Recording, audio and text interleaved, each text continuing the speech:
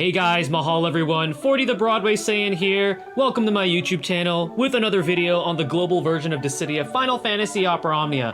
In today's video, I have for you guys an evaluation video called Relm For Fun or For Glory? So this series used to be called Good or Not Good, but I wanted to change it up because I'm also trying to be sensitive to those of you that I evaluate these characters, and some of you, when I say, oh, this character is not good, but if they're your favorite, still pull, they still feel like, you know, I'm like bashing on their character, which is not my intention at all. You know, I always try to put a positive spin around a character, regardless if their design may not be as, you know, usable compared to what we currently already have within the global version of the game. So I wanted to come up with something a little bit catchier, so I do want to give a big shout out to a fellow DFFOO streamer by the name of Azurolu. He was the one that actually came up with this retitle for this series, For Fun or For Glory. I'm going to be leaving the link to his Twitch channel in the video description below, as well as the pinned comments, so be sure to check him out. I am also going to be leaving two other links in the video description as well as the pinned comments, and this is for the Final Fantasy Crystal Chronicles podcast team with Mino Spellgood and a few of the others. They're really knowledgeable players, and the reason why is because some of the information on this video was actually due to because of them. They helped me out with this, so shout outs to those guys. Be sure to check out those links, show them some love, show them some support. So Relm, is she for fun or is she for glory? So let's go ahead and move forward here. So what does Relm bring to DFFOO when she comes out? She brings a lot of creativity. As you could see when we went over her kit with my first video going over the event, her sketch summon ability changes depending on what summon you have equipped. So there's a lot of creativity with her kit as far as that, which you can have a lot of fun with her. She also brings in turn manipulation shenanigans. So she's another turn manipulator, and we're gonna talk about that when I get into her second ability, which is sketch, because it has a turn manipulation shenanigan involved with it. She also has elemental flexibility because every time you equip a different summon, it also changes the element of her first ability, meaning that she could pair well with a lot of Imperil specialists. And finally, she's fun and she's not boring. So I know a lot of people are plowing through the content, especially if you have characters like Terra, or if you have characters like Vaughn or Noctis or Squall. And the thing about Relm is that because she's not as straightforward, you can have a lot of fun with her. So she's not a boring character. All right, so the next portion of this video we're going to talk about is sketch summon tactics. So this is going to be based on which summon that you have in regards to Relm. So sketch summon, in a nutshell, all passives considered, obviously. So this is taking into account that you have the 15 CP passive as well as the level 55 crystal passive. This ability grants Relm, first of all, a 60% max brave up for 6 turns, so not bad. Okay, it also grants Relm medium speed up for 6 turns, so she's faster. And it has a 128% overall brave damage modifier with equally divided HP damage. So it is an AoE ability. It does deal AoE HP damage, but remember, it is divided, which is unfortunate that it's not splash by a certain percentage, or it's not just overall 100% HP damage. But hey, it's something. At least she can be an option with this ability for crystal farming. And now we're going to go ahead and take a look at the different roles she can fulfill depending on which summon you have for sketch summon. So I call this one Relm, the Brave Battery Healer, and this is considering that you got Sylph equipped. So with Sylph equipped, she also grants the party now with sketch summon Brave based on 105% of attack stat. She also grants HP to the party based on 105% of attack stat. And after she does this, then she deals that AoE HP damage that's divided. So if you need Relm to fulfill this role, that's an option for you, especially if you decide to use Sylph. Now let's take a look at Relm, the best friend of Imperil specialists. So we know we have some pretty fun Imperil specialists out there. For example, we have Vincent, who imperils both thunder and fire. And then we also have Shantoto, if you have her EX, that imperils 4 different elements. So depending on the summon that you have, equipping any of them, equipping any of the summons with an element attached to them will also grant sketch summon that element type. So for example, this allows her to fit into a party specializing in that, which is Imperil Specialist. And a team example that I gave here is that, let's say you decide to use the Ifrit summon. You could use Ifrit, and then you got Vincent, he's your Imperil Specialist, and then you have Relm because her sketch summon now has the fire element, and then you have Vivi because he has naturally the fire element, so he's gonna hit even harder. So that's another kind of a setup that you could do depending on if you use one of the elemental summons. And then finally, for sketch summon tactics, I have Relm the Chaser. So this involves Pandemonium. So Pandemonium is going to add the wind element to sketch summon, and it also allows sketch summon to deal 12 points of chase HP damage to all targets. And 12 HP damage is almost an insta-launch on most of the smaller mobs. So what this means is that you can actually build up that summon bar faster, because if you have Pandemonium equipped to Relm, because that way that AoE chase damage, that 12 HP damage on the mobs, allows you to launch them almost instantly. So that's pretty cool right there. And a team example that I'm going to give you here with a Pandemonium summon is Lael, Relm, and Selfie. So Lael also influences the chase because his first ability deals 18 points of chase HP damage, and then afterwards he has his other ability where he deals HP damage, and it also deals a significant portion of chase HP damage to the target. And I will actually be leaving a link in the video description and pinned comments as well to an older video that I did regarding the chase mechanic, because especially for newer players that are just recently getting into the game, they might not understand how that actually works, because it does involve hidden numbers. So I'm going to leave a link to that video too as well.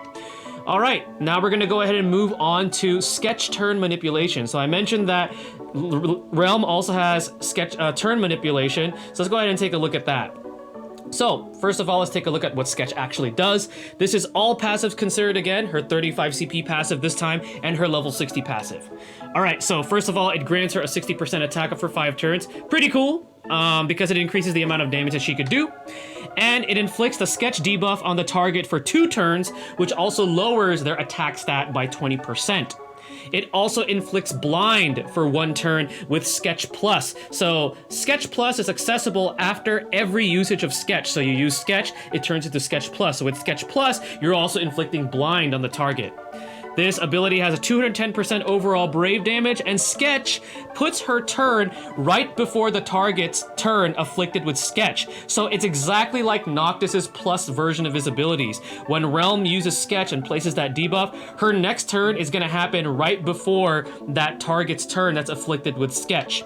And then Sketch Plus has an added bonus, so it puts her turn not only right before the target's turn afflicted with Sketch, but it also grants her another free turn directly after that target acts. So think of it this way. With Sketch Plus, Relm targets an enemy, she uses Sketch Plus, places her next turn right before that target's next turn. That target takes their turn, and then Relm immediately acts right afterwards. And what I mean by free turn is that that turn right after the targeted enemy's turn is free. It doesn't count towards the turn count. So let's say the turn count is at 19 and that turn comes up. It's not going to count towards it. So this is really useful and handy, especially for a lot of the harder missions where a turn requirement is an achievement.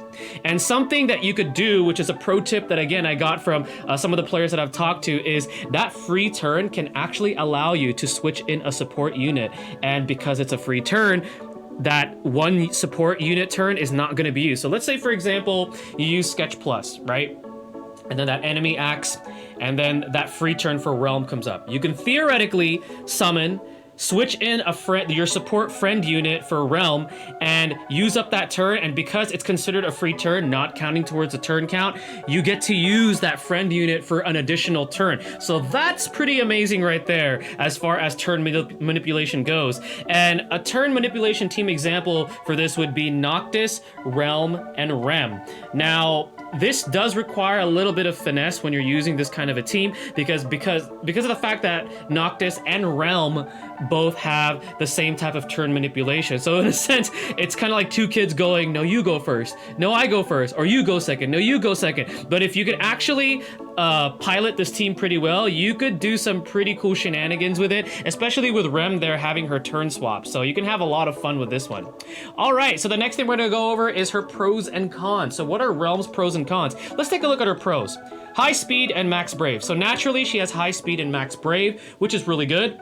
Great aura with her level 50 and 58 passives, increasing everyone's max brave and attack by 35% as long as requirements are fulfilled. So her level 50 crystal passive is the one where it gives everybody a 15% max brave and attack boost as long as Relm's HP is at max at the start of the final battle. And then her level 54 passive increases everybody's max brave and attack by 20% as long as Relm is buffed.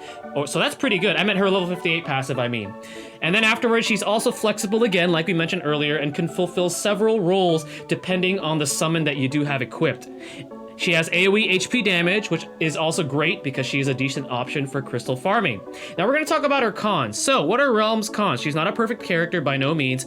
Very low attack stat. So this is problematic for her because even though she has that high max brave, if you have low attack, it's going to be harder for this character to reach that max brave. Now she does have some passives and some buffs that help this out, but all in all, she does have low attack, and this also hampers her usefulness when it comes to using Sylph as a summon with her, because remember, that brave heal and the HP heal with Sylph is based on 105% of her attack stat. So that low attack stat kind of hurts that.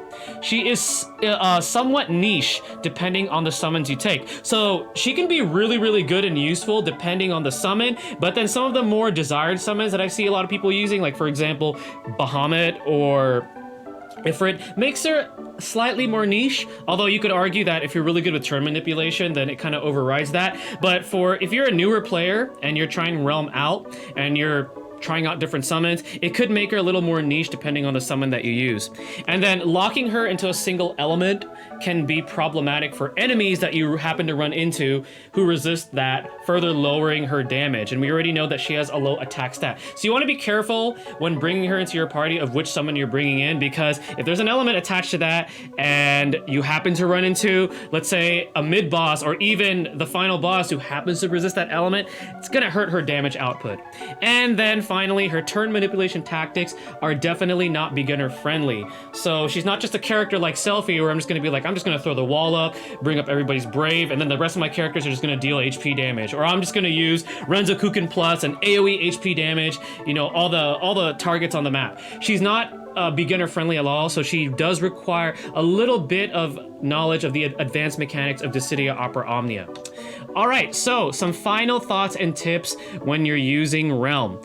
So if you're going to be building her up, the artifact passives that benefit her are Attack plus 108, Future Genius Artist 2-star, and Sketch Summon Power up 2-star.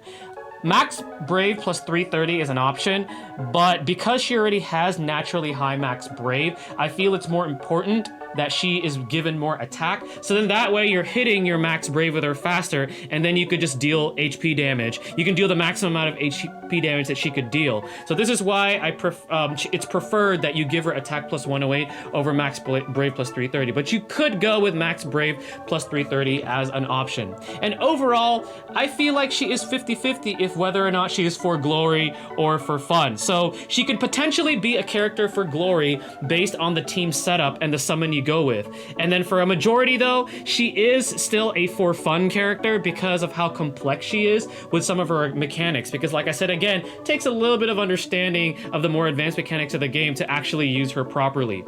So in the future, I do have some news for you guys. Relm will get a level 70 awakening, an EX weapon, and a rework, which makes her a lot better. One of the things that I loved about her rework is that her sketch summon in her rework actually acts as a natural brave battery too. You don't even need the self summon to actually be able to provide brave to your party. So that's pretty cool that she gets that. So for a lot of you Relm fans, or for those of you that decide, hey, I'm gonna pull on this banner, I'm gonna invest some tickets, I'm gonna throw some gems in, just know that this character is gonna get better later on in the future. Alright guys, well again, this is 40 the Broadway saying thank you for watching this video. Hopefully it was helpful for you guys. Again, thanks to those who helped me with the information on this video, and also to my boy Azurolu for helping me come up with the name change for this series. Once again, I am 40 the Broadway saying stay tuned for the next video, and mahal everyone.